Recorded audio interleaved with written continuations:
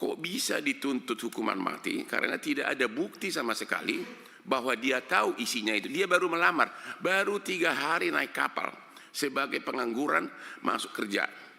Yang menjadi pertanyaan adalah, ini yang perlu mungkin nanti ditanyakan Komisi 3 kepada penyidiknya dan jaksanya.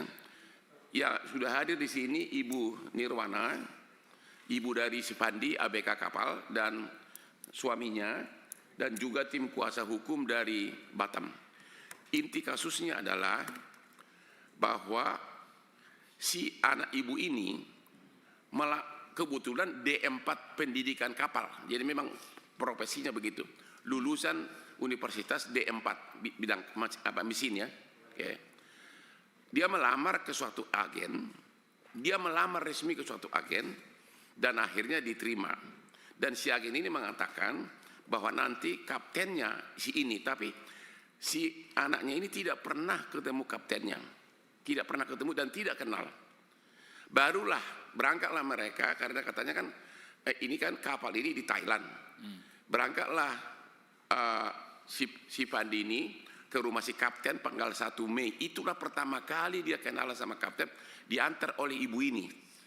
Ya, di depan rumah dada-dadaan berangkat ke Thailand, dan karena kapalnya katanya belum siap, 10 hari penuh diinapkan di hotel.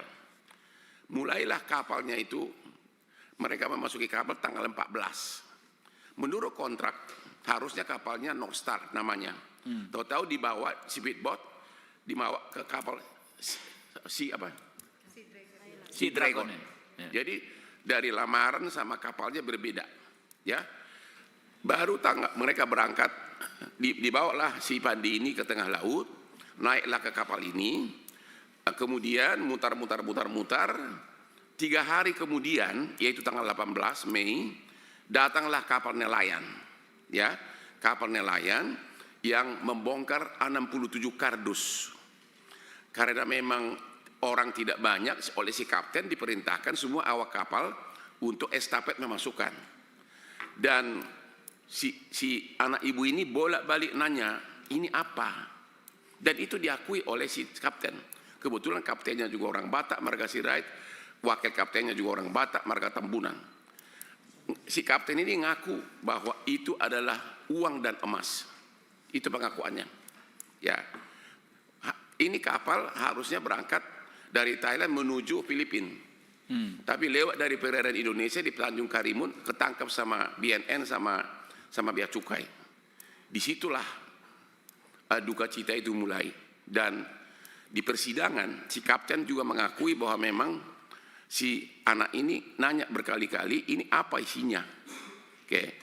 Dan yang menjadi masalah adalah kok bisa dituntut hukuman mati karena tidak ada bukti sama sekali bahwa dia tahu isinya itu. Dia baru melamar, baru 3 hari naik kapal sebagai pengangguran masuk kerja. Yang menjadi pertanyaan adalah, ini yang perlu mungkin nanti ditanyakan Komisi 3 kepada penyidiknya dan jaksanya. Kalau seorang kapten kapal berangkat ke Thailand untuk narkoba 2 ton yang katanya harganya 4 triliun.